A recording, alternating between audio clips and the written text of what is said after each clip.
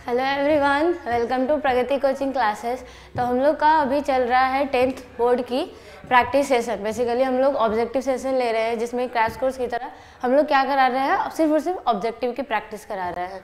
तो हम लोग का जो पिछला लेक्चर था वो नियंत्रण एवं समन्वय पे था, बायोलॉजी का जो सेकेंड चैप्टर है आपका नियंत्रण एवं समन्वय अकॉर्डिंग टू NCERT जो है, उसका आपका क्या चल रहा है, प्रैक्टिस चल रहा था। तो प्रैक्टिस में आपका उसी में क्या है, नेक्स्ट जो क्वेश्चन है वो आपके ये रहे, ठीक है। तो अभी हम लोग क्या करेंगे, प्रैक्टिस सेशन अपना स्टार्ट करते हैं। पिछले जितने भी किए हुए सब लोग याद रखिएगा, प्रैक्टिस ऐसे ही चलती रहेगी।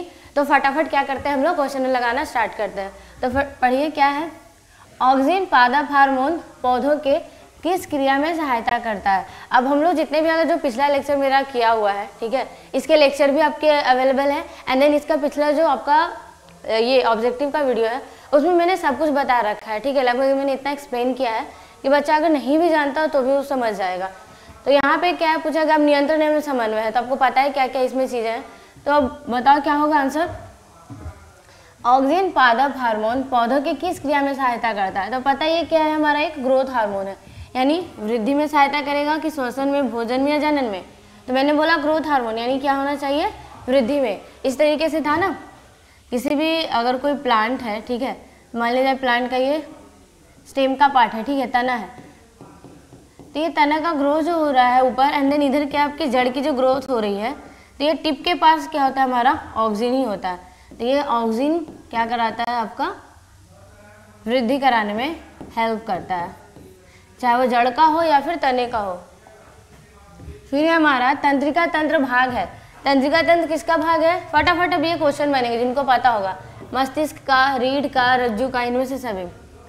यानी तंत्रिका तंत्र का भाग कौन कौन सा है वहाँ पे आपको पता है। तंत्रिका तंत्र इस तरीके से, मनुष्य की तंत्रिका तंत्र मेनली दो भागों में डिवाइड करती है, ठीक है, केंद्रीय,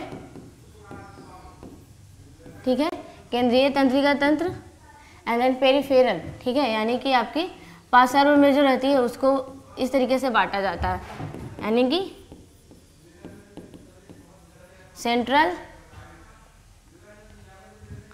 नर्वस सिस्टम से जानते हैं और एक पेरिफेरल नर्वस सिस्टम से जानते हैं। सेंट्रल नर्वस सिस्टम में क्या होता है, हमारा मस्तिष्क, क्या होता है, मस्तिष्क, और क्या होगा आपका मेरु रज्जु, क्या होगा, मेरु रज्जु, यानी कि हमारा क्या होगा, स्पाइनल कॉर्ड, क्या होगा, स्पाइनल कॉर्ड, ठीक है। और ये जो हमारा पेरिफेरल है उसमें क्या आ जाता है, हमारी जो पार्श्व में जो तंत्रिका तंत्र होती है वो सब आ जाती है, ठीक है, यानी कि जो हमारे नर्व्स होते हैं, नर्व्स, ये सब इसमें आ जाते हैं। तो अब हमारा क्या हुआ, तो आपको यहाँ से दिखने में मिल रहा होगा, यानी तंत्रिका तंत्र का तो ये सब भाग होगा। तो मस्तिष्क हाँ है, फिर यहाँ पे रज्जु नजर आ रहा है, मेरु रज्जु, ठीक है। अब मेरु रज्जु कहाँ होता है, इस रीढ़ की हड्डी में ही स्थित होता है। तो आपका क्या हो जाएगा, इनमें से सभी आपके पार्ट हो जाएंगे। नेक्स्ट क्वेश्चन क्या है, एस्ट्रोजेन, प्रोजेस्टेरॉन एवं रिलैक्सिन हार्मोन स्रावित होते हैं। एस्ट्रोजेन, प्रोजेस्टेरॉन एवं रिलैक्सिन हार्मोन स्रावित होते हैं, कहाँ से होते हैं, अंडाशय से। आपको पता ही, देखने से क्या पता चल रहा है कि हमारा क्या है, फीमेल रिप्रोडक्टिव ऑर्गन का क्या है, हॉर्मोन्स है, ठीक है, यानी कि आपके कहाँ से होगी अगर, तो आपको पता है कि प्राथमिक जो ऑर्गन होता है, यानी जब प्राइमरी जो रिप्रोडक्टिव ऑर्गन होता है वहीं से रिलीज होगा। एस्ट्रोजन, प्रोजेस्टेरॉन और रिलैक्सिन ये सब क्या है, फीमेल हार्मोन है, क्या है हमारे फीमेल हार्मोन। तो वृषण होगा क्या, नहीं। अब एड्रिनल ग्रंथि से तो एड्रिनलिन ये सब रिलीज होते हैं। अग्नाशय से आपके इंसुलिन हो गए या पाचित रस हो गए, वो सब रिलीज होंगे। तो आंसर हमारा क्या जाएगा, अंडाशय से रिलीज होगा। फिर क्या होगा, इनमें से कौन मादा जनन हार्मोन है, वही जिस तरीके से अभी जो क्वेश्चन हुआ ना उसका उल्टा हुआ, ठीक है। तो प्रोजेस्टेरॉन, एस्ट्रोजन, एस्ट्रिडीन, या इनमें से सभी। एस्ट्रेडायोल जो है ना, ये आपको अभी पढ़ाया नहीं जाता, बट ये भी होते हैं, ठीक है, आपके ये भी क्या होता है, फीमेल हार्मोन में ही आता है। मेनली क्या है आपके प्रोजेस्टेरॉन और एस्ट्रोजन होंगे। तो आपका आंसर क्या हो जाएगा, इनमें से सभी। अब दो ऑप्शन मिल रहा है, एक के बारे में नहीं जान रहे हैं, तो क्या होगा आपका, इनमें से सभी हो जाएंगे ना। निम्न में कौन हेट्रोक्राइन ग्लैंड है। हेट्रोक्राइन ग्लैंड मतलब मैंने कल बताया था मिक्स्ड या कंपाउंड ग्लैंड जो होता है ना, उसी को क्या बोला जाता है? हेटेरोक्राइन ग्लैंड बोला जाता है। ठीक है, तो आपका हेटेरोक्राइन ग्लैंड कौन हो जाएगा? पिट्यूटरी ग्रंथि, यकृत, वृषण या फिर थायराइड ग्रंथि। अब बताओ यहाँ पे कौन है ऐसा जो आपका ये दोनों रिलीज करता है? ठीक है, थायराइड होगा कि वृषण होगा कि यकृत होगा कि पिट्यूटरी ग्रंथि होगा?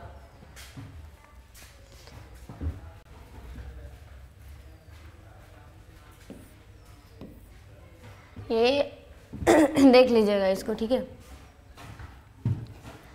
कॉर्पस लुटियम में स्रावित होने वाले हार्मोन कौन हो जाएंगे? Corpus luteum. कॉर्पस लुटियम क्या आपको पता ही है, अंडाशय में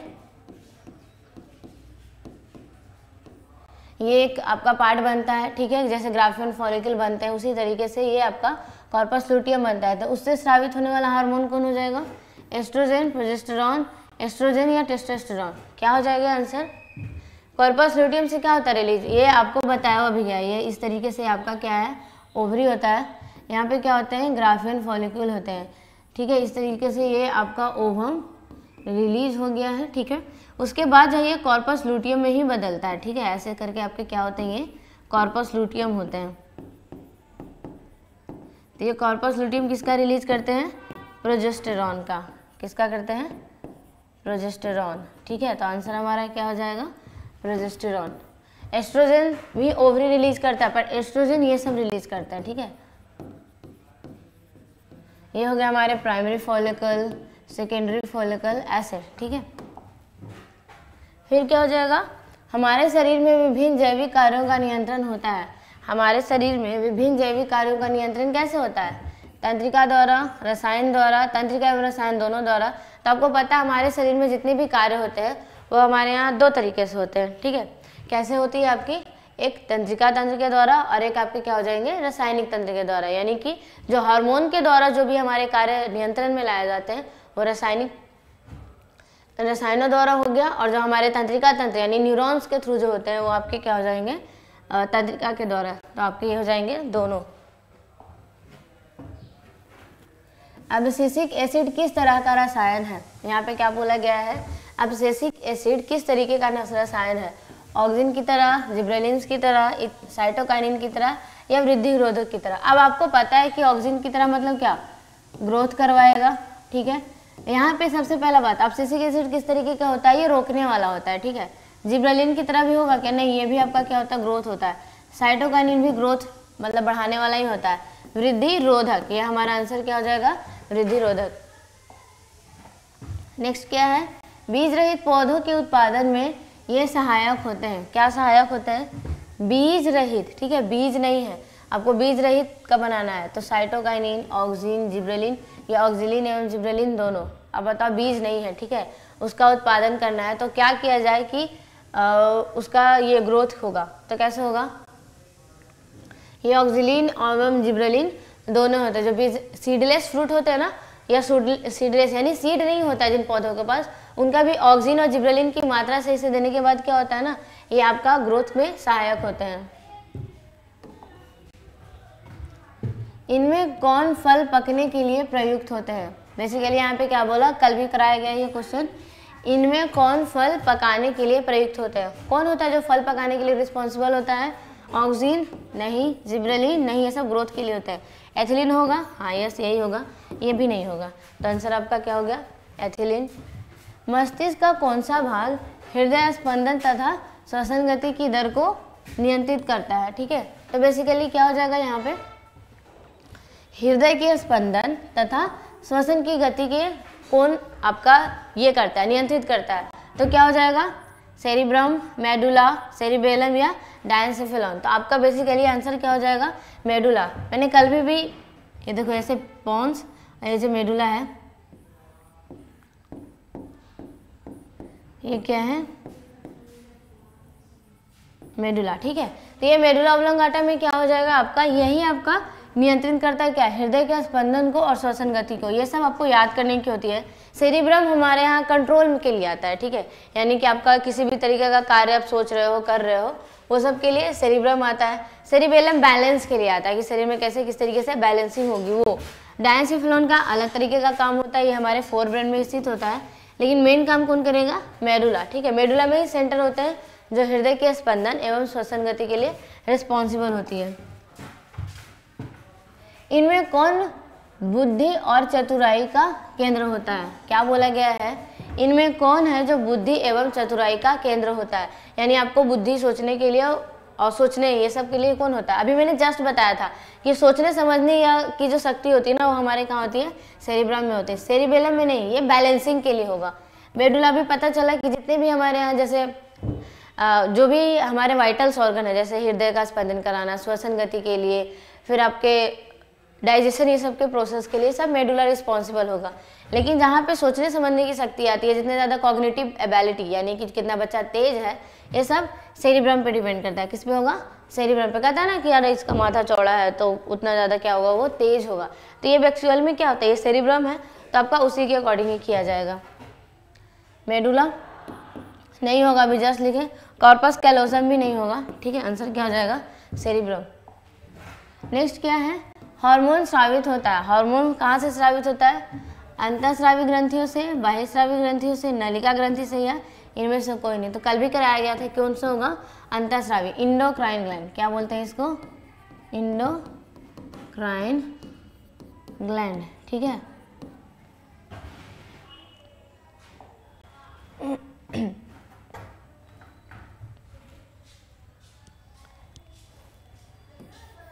एंड्रोजन। ये एंड्रोजन क्या है आपका? एंड्रोजन मेल हार्मोन होता है। क्या होता है? Male hormone. अब मेल हार्मोन बताओ इनमें से कौन है? नरलिंग हार्मोन। वही पूछ रहा है कि एंड्रोजन है, क्या है? एंड्रोजन यानी कि टेस्टोस्टेरोन। ये किसको बोल रहा है? टेस्टोस्टेरोन को बोल रहा है। ये इनडायरेक्टली टेस्टोस्टेरोन के बारे में बताया जा रहा है। तो आपका आंसर क्या हो जाएगा? नरलिंग हार्मोन। स्त्रीलिंग हार्मोन तो नहीं होगा, पाचक रस तो नहीं है, पैराथायरॉयड हार्मोन भी नहीं है, तो क्या होगा आपका?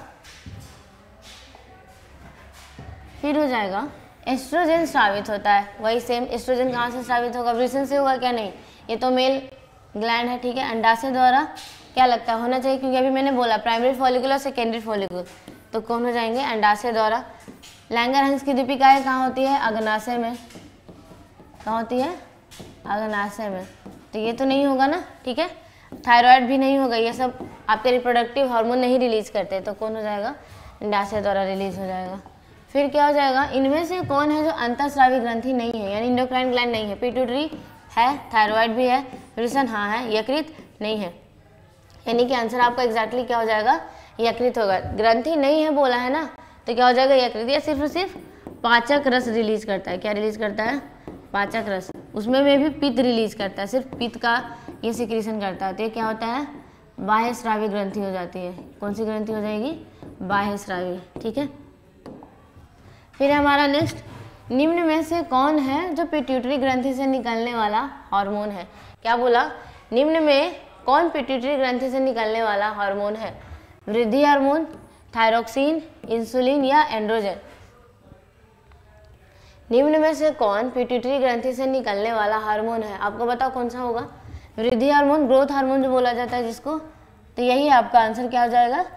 आगे के बारे में थायरोक्सिन पता है, थायराइड से रिलीज होता है। कहाँ से रिलीज होता है? थायराइड से। इंसुलिन कहाँ से? अग्नाशय से, यानी कि हमारा पैनक्रियाज से रिलीज होगा। एंड्रोजन अभी पता चला कहाँ से? वृषण से। कहाँ से? वृषण। तो हमारा आंसर क्या हो जाएगा? वृद्धि हार्मोन। फिर है नेक्स्ट क्या है? मधुमक्खी का डंक एक अम्ल छोड़ता है। मधुमक्खी का जो डंक है वो एक अम्ल छोड़ता है, जिसके कारण दर्द एवं जलन का अनुभव होता है। यह अम्ल क्या होता है? मेथनोइक अम्ल, इथेनोइक अम्ल या सिट्रिक अम्ल या ऑक्जेलिक एसिड?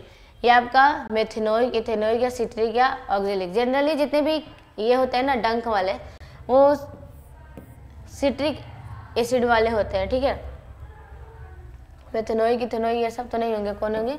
ये। वैसे देख लीजिए एक बार, उतना श्योर नहीं है। ठीक है, तंत्रिका तंत्र की रचनात्मक एवं क्रियात्मक इकाई किसे कहते हैं? सबको मालूम है। कौन हो जाएगा? निफ्रॉन होगा क्या? नहीं, ये आपके उत्सर्जन तंत्र की है। न्यूरॉन, हाँ न्यूरॉन को बोलते हैं। सेरिब्रम नहीं है, ये सब नहीं है। ये सब फटाफट होने वाली क्वेश्चन है। जितना किसे रासायनिक दूत कहा जाता है? रासायनिक दूत मतलब जो दूत का मतलब क्या होता है? जो ये क्या बोलते हैं उसको? जो आपका सूचनाओं को ले जाने वाला होता है उसी को दूत बोला जाता है, ठीक है। तो रासायनिक दूत यानी कि आपका केमिकल जो ये ले जाने वाला है। तो दीपक, पाचक रस, हार्मोन या आवेग, किसको बोलेंगे हम लोग दूत? किसे? रासायनिक। आवेग हमारा रासायनिक नहीं है, ये हमारा क्या है? न्यूरल है। ये क्या है हमारा? न्यूरल यानी कि तंत्रिका वाला, ठीक है। रासायनिक दूत तो हम किसको बोलेंगे? तब तो हमारा क्या हो जाएगा? ये हार्मोन ही हो जाएगा। यानी किसी भी सूचना को लेके जाना है तो हार्मोन ही हमारा बताएगा कि कहाँ पे क्या होगा। पाचक रस तो नहीं होगा। अब ये जो उद्दीपक है वो तो उद्दीपक मतलब क्या होता है? जैसे लाइट है आपका, ये तो वो सब हो जाता है, तो रासायनिक दूत नहीं है। कौन क्या हो जाएंगे? हमारे हार्मोन हो जाएंगे। फिर है शरीर का संतुलन बनाए रखता है। शरीर का संतुलन कौन बनाए रखेगा? मैंने अभी बोला था ना जस्ट, सेरिबेलम। सेरिबेलम क्या आंसर हो जाएगा हमारा? सेरिबेलम। क्रैनियम नहीं करता, ये तो खोपड़ी है हमारी, तो ये तो कुछ नहीं करता है। मस्तिष्क में तो सारे काम हो रहा है, मस्तिष्क के अंदर ही पूछ रहा है, तो एग्जैक्ट आंसर बोलेंगे तो सेरिबेलम तो हमारा ऑप्शन है, तो हम इसको लगा सकते हैं। सेरिब्रम, सेरिब्रम सोचने समझने के लिए होता है, ठीक है। ये सोचने समझने, किसी कंट्रोल करने के लिए होगा। तो संतुलन बनाए रखने के लिए कौन इंपॉर्टेंट है? सेरिबेलम। फिर है किशोरावस्था में होने वाले शारीरिक परिवर्तन का कारण क्या है? जो 12 से 14 साल की उम्र में जो चेंजेस इतनी ज़्यादा आने लगती है, देखने को मिलता है, तो किशोरावस्था उसको बोला जाता है। एक्चुअली में वो कहता है 12 से 18 साल की उम्र को बोला जाता है। तो 12 से 14 में स्टार्टिंग हो जाती है हमारी, तो उसमें आखिर होता है क्या है? जितनी सारी चेंजेस होती है, तो कौन रिस्पॉन्सिबल है उसके लिए? टेस्टोस्टेरोन, एस्ट्रोजन, थायरोक्सिन या ए एवं बी दोनों? क्या लगता है आपका? क्या होना चाहिए? डी। क्यों? क्योंकि टेस्टोस्टेरोन मेल में और एस्ट्रोजन फीमेल में, यही दोनों हार्मोन है जो रिस्पॉन्सिबल है दोनों मेल एंड फीमेल में चेंजेस लाने के लिए। निम्नांकित में कौन पादप हार्मोन नहीं है? आपको पूछा गया है निम्न में से पादप हार्मोन कौन सा नहीं है? एथिलीन है, साइटोकाइनिन ये भी है, ऑक्सिन ये भी है, ऑक्सीटोसिन ये आपको पता है ये कैसा था? कॉन्ट्रैक्शन कराने वाला हार्मोन है। क्या कराने वाला? कॉन्ट्रैक्शन कराने वाला। तो कॉन्ट्रैक्शन के लिए तो आंसर ये, कॉन्ट्रैक्शन कहाँ होगा? ह्यूमन में, ये ह्यूमन हार्मोन है, ठीक है। आंसर आपका क्या हो जाएगा? नहीं है पूछा ना, तो डी। फिर क्या हो जाएगा? पौधे और पशुओं की कोशिकाओं का वैज्ञानिक अध्ययन क्या कहलाता है? क्वेश्चन है हमारा, पौधे एवं पशुओं की कोशिकाओं का, किसका? कोशिकाओं का। आनुवांशिकी, कोशिका विज्ञान, साइटोजेनेटिक्स, देखो साइटोजेनेटिक्स या फिर उत्तक विज्ञान। क्या बोला? पौधे एवं पशुओं की कोशिकाओं का वैज्ञानिक अध्ययन बोल रहा है। ये जो है ना साइटोजेनेटिक्स, ठीक है। उत्तक विज्ञान मतलब हिस्टोलॉजी, ठीक है। यानी यहाँ पे उत्तकों के बारे में जाना जाता है। आनुवांशिकी तो हम लोग किसके बारे में जानते हैं? जहाँ पे जीन्स ये सब वगैरह जानना होता है ना, उसको बोला जाता है। कोशिका विज्ञान ये क्या हो गया हमारा? साइटोलॉजी। क्या हो गया? साइटोलॉजी। यानी इसमें हम लोग सेल्स के बारे में जानते हैं। किसके बारे में जानते हैं? स्टडी अबाउट सेल्स, ठीक है। स्टडी ऑफ सेल ये क्या है? स्टडी ऑफ टिश्यू यानी उत्तक। तो आंसर आपको क्या लग रहा है? देख के कौन होना चाहिए? कोशिका विज्ञान ना, कोशिकाओं का वैज्ञानिक अध्ययन पूछ रहा है। नेक्स्ट क्या है? मानव शरीर में सबसे लंबी कोशिका कौन है? आपको पता है तंत्रिका कोशिका होता है, इसमें तो कोई ये नहीं है डॉट, ठीक है। टेस्टोस्टेरोन कहाँ से स्रावित होता है? पता है, वृषण से, ठीक है। ये आपका फटाफट होने वाला क्वेश्चन है, सिंपल। रुधिर चाप नियंत्रित होता है, रुधिर चाप, ठीक है, आपका जो कंट्रोल होने वाला थाइमस द्वारा, थायराइड द्वारा, एड्रेनलिन द्वारा या वृषण द्वारा। अब रुधिर चाप का मतलब क्या होता है? Blood pressure. रुधिर चाप मतलब ब्लड प्रेशर। अब ये ब्लड प्रेशर किससे नियंत्रित होगा? आप देखते जाओ। थाइमस, थाइमस जो ग्लैंड है ना वो जो रिलीज करता है, वो जनरली क्या रिलीज करता है आपको? इम्यून सिस्टम के लिए। किसके लिए? इम्यून सिस्टम के लिए काम करता है ये। तो ये तो नहीं होगा, ये ब्लड प्रेशर पूछ रहा है। थायराइड द्वारा क्या रिलीज होता है? थायरोक्सिन। इनडायरेक्टली ये कुछ करेगा, लेकिन हमको और देखते हैं आंसर क्या होगा। एड्रेनलिन। वृषण में आपको जो निकलेंगे वो क्या होंगे? टेस्टोस्टेरोन। ये तो कुछ में ये नहीं करने जाएगा ना आपका। एड्रिनल द्वारा क्या होगा? रिलीज। आपके ऐसे बहुत सारे एड्रिनल ग्लैंड हैं, सिर्फ एड्रेनलिन ही नहीं और भी रिलीज करते हैं, ठीक है। तो आपका आंसर कौन हो जाएगा? एड्रिनल द्वारा, ठीक है। कौन से ग्लैंड द्वारा? एड्रिनल द्वारा यहाँ पे ब्लड प्रेशर ये किया जाता है। यहाँ से कॉर्टिसोल भी रिलीज होते हैं जो कि ब्लड प्रेशर पे काम करते हैं आपके, ठीक है। इनडायरेक्टली आपके सारे ये एड्रिनल ग्लैंड के द्वारा होगा।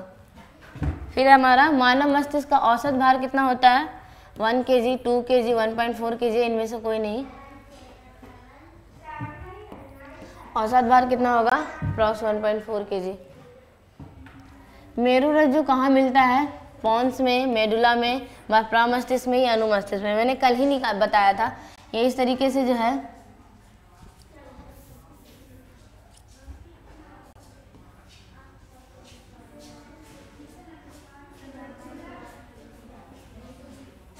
ठीक है, ये इस तरीके से इसका ये है आपका, ठीक है। तो ये मस्तिष्क रहता है, ये क्या हो जाता है? यही है मेडुला, ठीक है। और ये क्या है? पॉन्स। और इससे नीचे ही स्टार्ट हो जाता है क्या हमारी, ये हमारी क्या, मेरुरज्जु। तो मेरुरज्जु अब बताओ किससे मिल रहा है? मेडुला से ना। नेक्स्ट क्या है? निम्न में से कौन सा अंग संवेदग्राही नहीं है? संवेदग्राही यानी जो संवेदनाओं को ग्रहण करने वाले। आपको अब यहाँ पे संवेदग्राही मतलब क्या हो जाएगा? सारे हमारे सेंस ऑर्गन, क्या हमारे हो जाएंगे? Sense organ. तो सेंस ऑर्गन 5 है, 5 के अलावा जो होगा वो हमारा नहीं होगा। आँख तो है ना, ठीक है, नाक भी है। मस्तिष्क है क्या? Sense organ. कान भी है, ये ग्रहण करने वाला होता है, मस्तिष्क नहीं ग्रहण करता। ये सब से लेके वहाँ पे पहुँचाया जाता है। थायरोक्सिन हार्मोन की संश्लेषण में किसका होना आवश्यक है?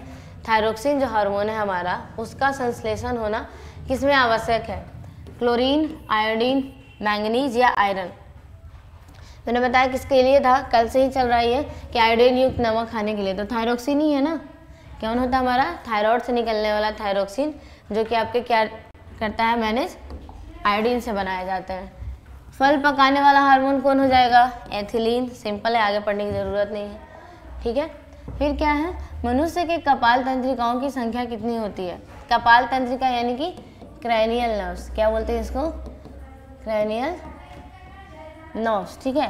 तो क्रैनियल नर्व्स जो होते हैं हमारे यहाँ, वो कितने होते हैं? 12 जोड़ी। कितने होते हैं? 12 जोड़ी। वही अगर आपको मेरुरज्जु बोलता तो वो कितने हो जाते हैं? 31 जोड़ी। या भी इसको रहने दीजिए, आंसर क्या हमारा? 12 जोड़ी, ठीक है। क्रैनियल नर्व्स कितने होते हैं? 12 जोड़ी में होते हैं। 31 जोड़ी में कौन होता है हमारा? स्पाइनल नर्व्स, यानी जो इस मेरुरज्जु से निकलने वाले होते हैं, ऐसे करके, ठीक है, ऐसे निकलते हैं।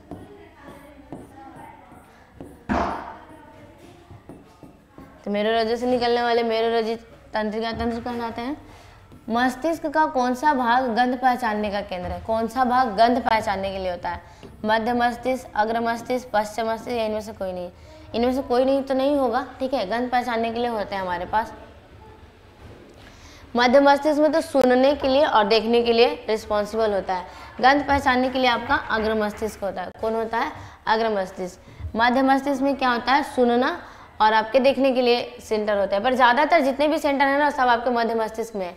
देखो, सूंघने का, देखने का, सुनने का, जितनी चीज़ें हैं ना, वो सब आपके कहाँ जाती है? अग्र मस्तिष्क में जाती है। पश्चिम मस्तिष्क तो ये हो गया आपका। दांत की सबसे ऊपरी परत को क्या बोलते हैं? डेंटाइन। ये आपके 9th क्लास के क्वेश्चन है, इनामेल बोलते हैं, ठीक है। ये लगभग आपके जो इस चैप्टर के जो क्वेश्चन है वो अब लगभग क्या हो गए हैं? समाप्त हो गए हैं। तो इससे पहले जो वीडियो अवेलेबल था और ये दोनों को मिलाकर अच्छे से देख लीजिएगा। सारे क्वेश्चन प्रैक्टिस आपके नियंत्रण एवं समन्वय के हो चुके हैं। इसमें जितने हैं सबके सब अच्छे से करने हैं, ताकि ये आपके यही लगभग मैक्सिमम है कि ये चांसेस कि ये सब से ही क्वेश्चन आपके जो बोर्ड में है वो मिलेंगे। तो अच्छे से प्रैक्टिस किया हुआ रहेगा तो क्या होगा, वहाँ आप आसानी से टिक लगा सकते हैं। और ऑप्शन हमेशा अगर नहीं याद आए, ठीक है, तो ऑप्शन देख के भी आपके आंसर बन जाते हैं, ठीक है। तो बाकी नेक्स्ट वीडियो में, नेक्स्ट लेक्चर के लिए तैयार होते हैं, ठीक है। आपके ऐसे ही सारे चैप्टर्स के वीडियो अवेलेबल हैं, देख लीजिएगा। Thank you.